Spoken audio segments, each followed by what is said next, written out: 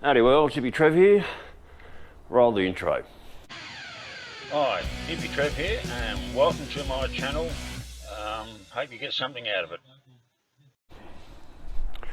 Rightio world, Hippy Trev here. Another awesome day up here. It has been cold the last couple of nights. Well, the night's getting a bit chilly, but the days up here, yesterday was a bit ordinary, but we did have a bit of rain around, so today, a few clouds in the sky, but yeah, it's we're up around the 32s at the moment, which is bloody lovely. Still got a bit of a cold. It's slowly disappearing. Still sort of the throat, and I can still taste a little bit on the lungs, but it's definitely on the way out. So I reckon about another week from now I should be all good. And yes, still no bike in the driveway.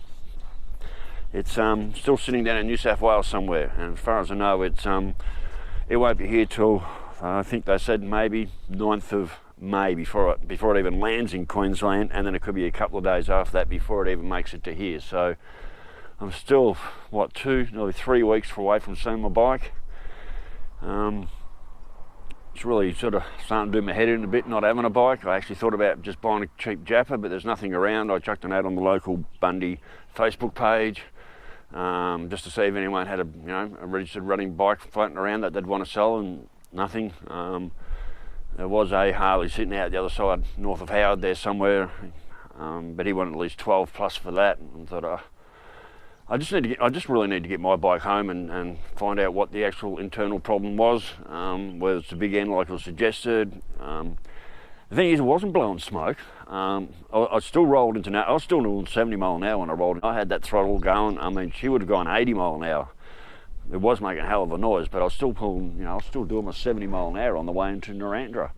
So and not blowing smoke. There was no smoke pouring out the arse end. The oil tank was completely full of oil. So that would say, well, it's definitely not a ring problem. And even when I was at the mechanic, you just push that start button and she boom, jumped to life. So definitely nothing in the top end that we would suggest there was nothing in the top end of anything really wrong there. So it's all probably bottom end noise. But like I said, I won't know until I get the motor. I'd get the bike home. Whether I pull the top end off the bike before I pull it out of the frame, or whether I just pull the motor out and go down and try and get myself a good second-hand motor.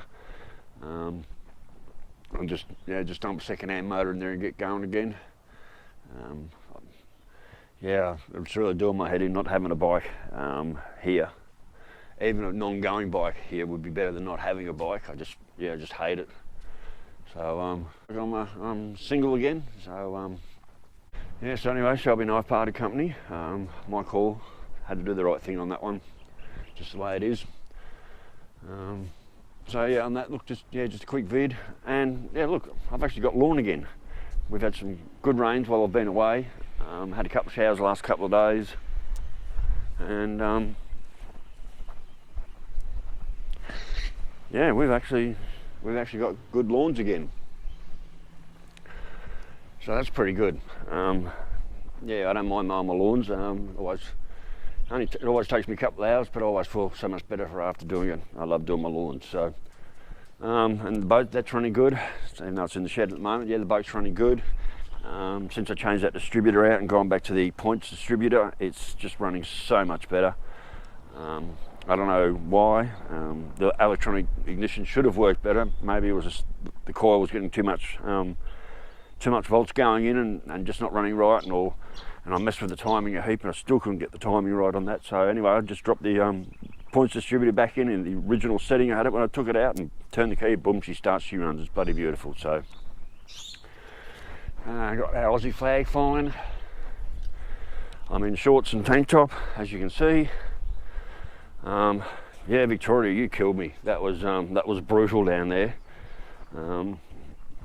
So it seems like it doesn't matter what time of the year I go down there, I'm always going to be hit with some very nasty weather.